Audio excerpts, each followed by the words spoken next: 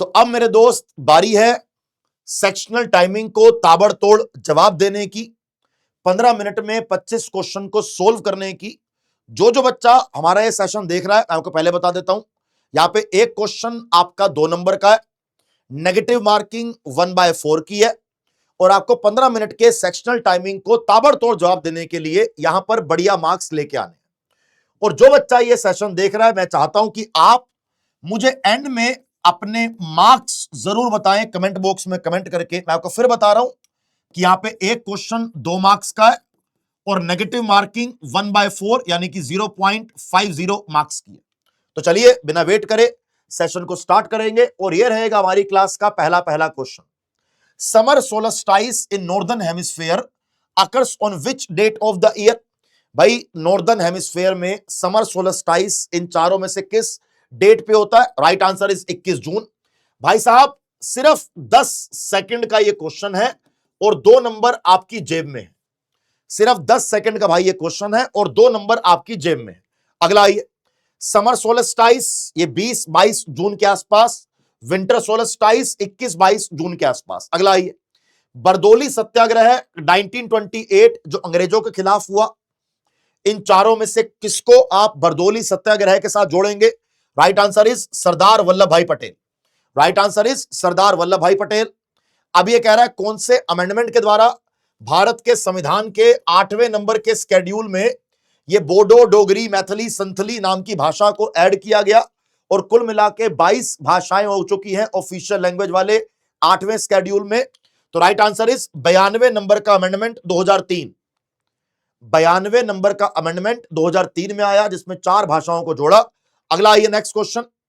अब ये कह रहा है कि इनमें से स्विट्जरलैंड की राजधानी का नाम बताइए। भाई WHO, WTO, ILO इन सब का हेडक्वार्टर जनेवा स्विट्जरलैंड में, लेकिन जनेवा स्विट्जरलैंड की राजधानी नहीं है। तो स्विट्जरलैंड की राजधानी का नाम है Bern. Right answer is A, Bern is the correct answer. Which of the following European power is to come to India for trade? कह रहा है कि सबसे पहले कौन से यूरोपियंस इंडिया आए। बड़ी कमाल की बात है कि जो सबसे पहले आए वही सबसे अंत में गए। जो सबसे पहले आए वही सबसे अंत में गए, मतलब राइट आंसर इज पुर्तगाली। Portuguese were the first to come in India and last to leave the India in 1961 after the operation Vijay. Right, अगला आइए नेक्स्ट। अगला आइए, हिमालय की कौन सी श्रेणी सबसे उत्तर में है जिसमें इसकी सबसे ऊंची चोटियां शामिल है? सबसे ऊंची चोटी हिमालय की कौन सी है? That is mount Everest. और माउंट एवरेस्ट कहां पाया जाता है? सर ग्रेट हिमालय के अंदर पाया जाता है। और अगर ग्रेट हिमालय की बात करूंगा तो क्या आंसर होगा इसका? राइट आंसर इज हिमाद्री, क्योंकि ग्रेट हिमालयास को हिमाद्री भी कहा जाता है। तो राइट आंसर इज सी। अगला आइए, An act passed by the parliament is enacted only after the approval of, संसद के द्वारा पारित किया गया अधिनियम, इसका क्वेश्चन बताता हूं क्या है आपको। ये कह रहा है कि मानो एक बिल लोकसभा के अंदर गया, पास हो गया, फिर बिल जाएगा राज्यसभा के अंदर, पास हो गया, इसके बाद भी वो बिल कानून नहीं बनेगा, क्योंकि जब तक राष्ट्रपति उस बिल पर साइन नहीं कर देगा, जब तक राष्ट्रपति उस बिल पर साइन नहीं कर देगा तब तक वो कानून नहीं बनेगा। Right answer is B. Central administrative tribunal की स्थापना इन चारों में से कब करी गई? जो भी लोग सेंट्रल गवर्नमेंट के अंडर काम कर रहे हैं, अगर उनके कुछ ग्रीवेंसेस हैं, अगर उनके कोई इश्यूज हैं, तो वो सेंट्रल एडमिनिस्ट्रेटिव ट्रिब्यूनल के द्वारा ही सोल्व करे जाते हैं। तो सेंट्रल एडमिनिस्ट्रेटिव ट्रिब्यूनल की स्थापना इन चारों में से कब हुई है? 1985। 1985।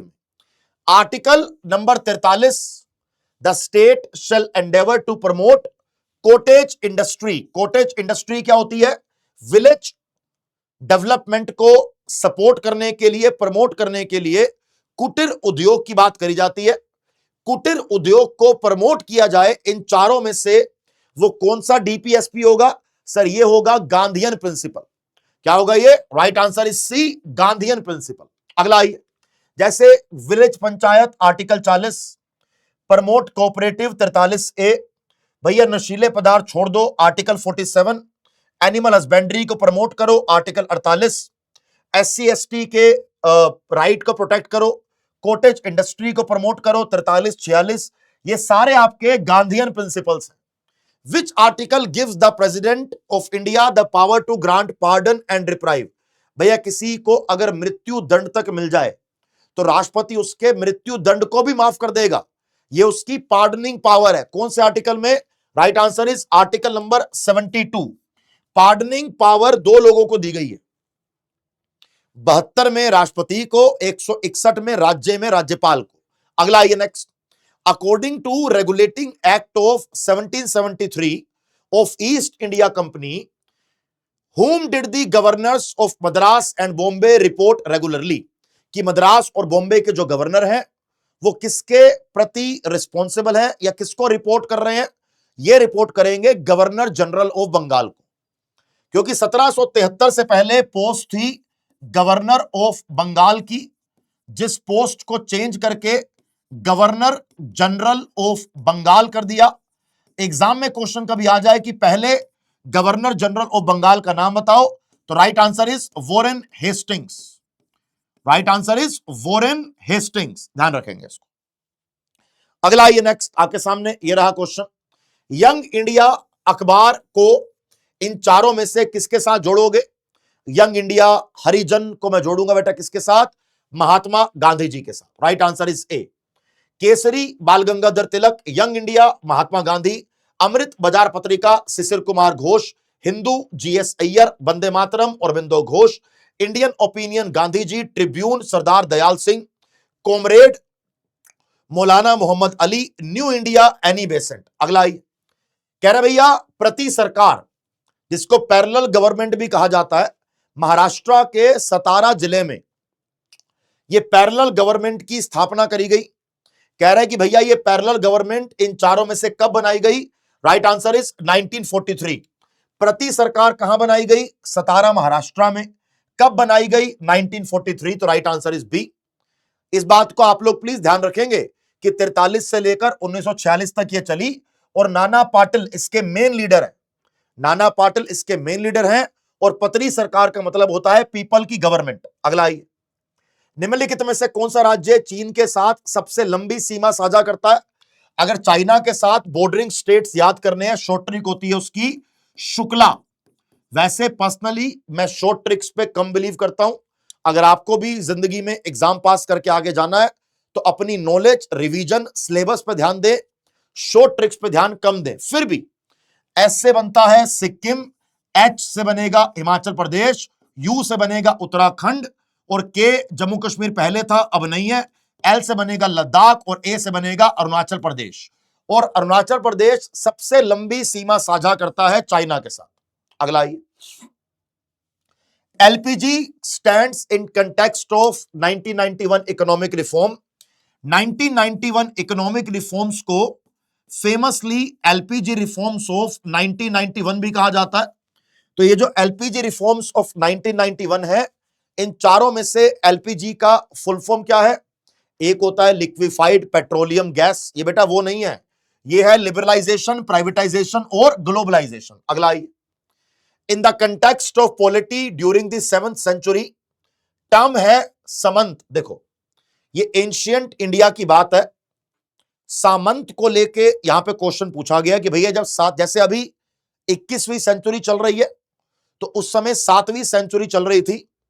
कह रहा है 7वीं सेंचुरी में एक पॉलिटी में हमने एक टर्म पढ़ी सामंत। सामंत का क्या मतलब होता है? एक बड़े राजा के नीचे जो छोटे छोटे राजा काम कर रहे हैं, यानी कि subordinate rulers. Right answer is A. Right answer is ए। अगला आइए, in India which government body holds the primary responsibility for formulating fiscal policy? भाई भारत में राजकोषीय नीति बनाने की जिम्मेदारी या फिस्कल पॉलिसी बनाने की जिम्मेदारी इन चारों में से किसको दी गई है? सर अगर तो राजकोषीय नीति बनानी हो तो सर ये काम करा जाएगा मिनिस्ट्री ऑफ फाइनेंस, वित्त मंत्रालय के द्वारा। और सर अगर हमें मौद्रिक नीति बनानी हो, मॉनेटरी पॉलिसी बनानी हो, तो सर ये काम किया जाए किसके द्वारा? तब सर ये काम किया जाएगा RBI के द्वारा। अगला आइए नेक्स्ट, भाई ये महिला यहां पर डांस कर रही है, नमस्कार जी। शास्त्रीय नृत्य मोहिनीअट्टम, पहली बात तो ये कि ये केरल का एक क्लासिकल डांस है, केरलम का एक क्लासिकल डांस है। मोहिनी अट्टम में इन चारों में से कौन डांस करता है? देखो आंसर आपके सामने है और आंसर नाम में भी है। या मोहिनी अट्टम में मोहिनी को फीमेल के साथ डिनोट किया गया है, तो right answer is female artist. According to inscription of Chola dynasty, dash is the land that is gifted to temple. अगर मैं चोला साम्राज्य की बात करूं, वो लोग अपने मंदिरों को लैंड गिफ्ट किया करते थे। गुप्ता की बात कर लो, चोला की बात कर लो, तो ये तो धर्म को लेके काफी इन्होंने काम किया। तो जो ये लैंड गिफ्ट किया करते थे उसे क्या बोलते थे बेटा? उसको बोलते थे तिरुनामा टुकनी।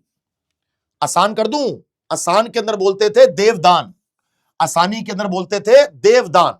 अगला आइए, which electronic component are used in fourth generation of computer. भाई कंप्यूटर की आज तक 5 जनरेशन आ चुकी हैं, कह रहे चौथी कंप्यूटर की जनरेशन इन चारों में से किसके साथ जोड़ोगे? Right answer is microprocessor. First generation vacuum tube, second transistor, third integrated circuit, fourth microprocessor, fifth AI artificial intelligence, जो कि अभी चल रही है।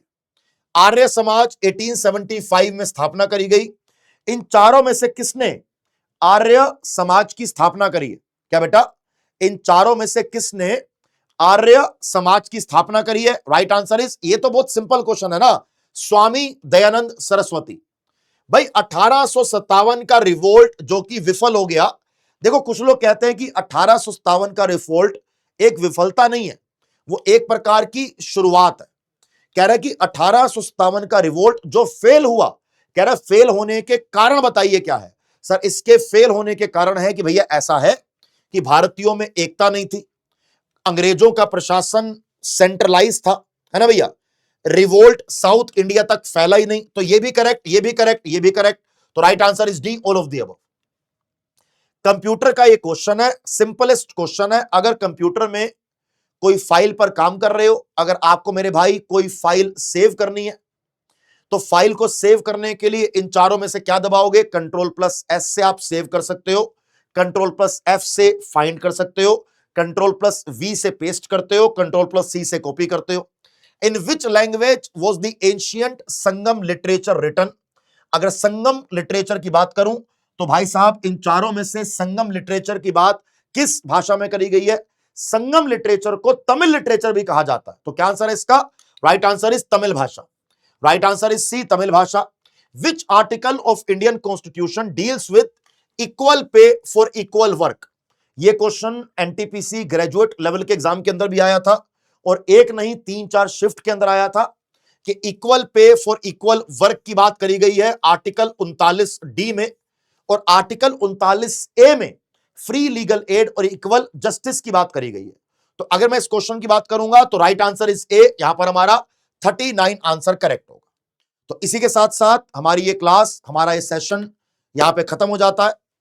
अगर आप सबको हमारी ये क्लास देखकर मजा आया हो तो मेरे भाई सारे बच्चे एक बार क्लास को जरूर जरूर लाइक करना, हमारे चैनल को बेटा एक बार सब्सक्राइब करना, और मुझे कमेंट बॉक्स में कमेंट करके जरूर बताना कि आपने हमारे जो ये 15 मिनट के 25 क्वेश्चन का सेक्शन था, आपने इसके अंदर कितना स्कोर किया।